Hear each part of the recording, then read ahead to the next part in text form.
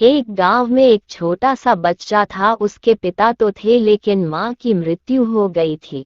पिता सारा दिन काम करता और अपने बेटे को पाल पोस कर बड़ा करता है।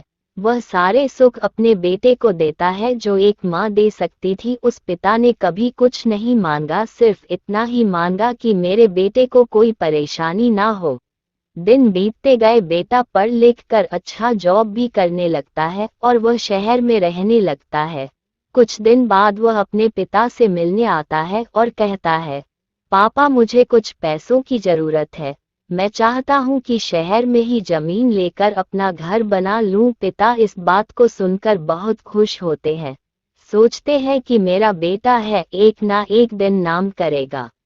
एक जिंदगी भर की बचाई हुई पूंजी को निकालकर अपने बेटे को दे देते हैं। बेटा शहर चला जाता है और उन पैसों से अपना घर बना लेता है। पिता इधर इंतजार करता रहता है कि मेरा बेटा फिर से आएगा, एक ना एक दिन तो मेरे पास आएगा ही। जाएगा कहाँ? उसके पास अब कोई नहीं जाता था, क्योंकि ना ही अब उस पिता के पास पैसे थे और ना ही रहने का जगह था।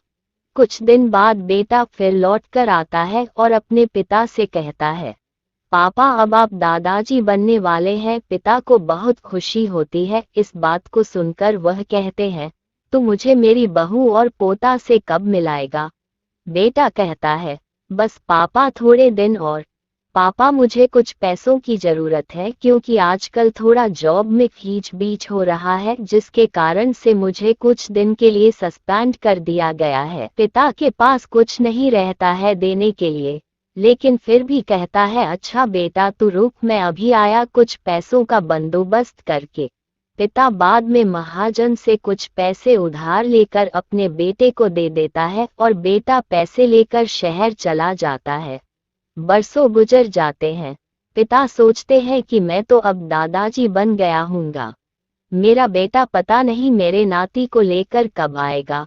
फिर सोचने लगते हैं, समय नहीं मिलता होगा, इसलिए मेरा बेटा अभी तक आया नहीं, वरना आया जरूर होता।